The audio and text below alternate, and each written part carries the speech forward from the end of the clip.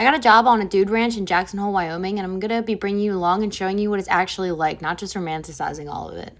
I made this decision kind of spur of the moment. I went on CoolWorks, which is a platform where you can work seasonal jobs all around the country, and they provide food and accommodation, and then you get paid X amount plus tips depending on your job. So I did that. I'm moving from Ocala, where I worked for a natural horsemanship trainer, which, although I learned a lot, it just was not aligned. The whole town, the lifestyle of the horses, the education, the desire, it was just incredibly unaligned. I did meet amazing people and I learned a lot, so there's that. And I think it's important to go immerse yourself in different cultures and different parts of the world to really get an understanding instead of just talking about it. I'll only be able to handle so much more of this, but I really want to be able to talk my talk and walk my walk. But if I'm gonna be honest, I'm kind of scared because I know that dude ranches and horses using for tourism and people's pleasure, especially inexperienced people, usually doesn't go well.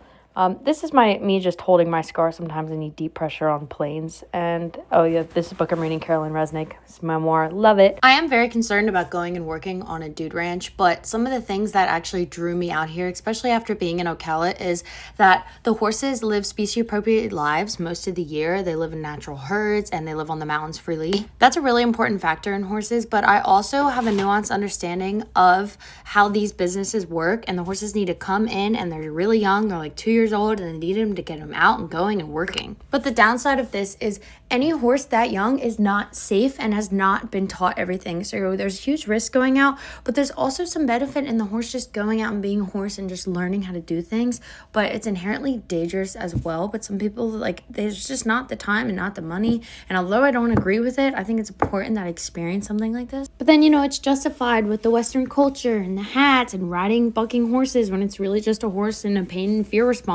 So the logo definitely made me re-question my choices. And the main purpose that I was specifically hired was to help train these horses. So I'm hoping that I can help make a difference here. And I'm figuring since the horses have such important jobs that they do take care of them properly. Trekking up and down the mountains with people every single day, I would assume that that's how it's going to be. And I'm figuring like when horses are your livelihood and it's not just for pleasure, it's a totally different way of keeping horses. So I'm assuming that that's what I'm going to be dealing with when I'm out here.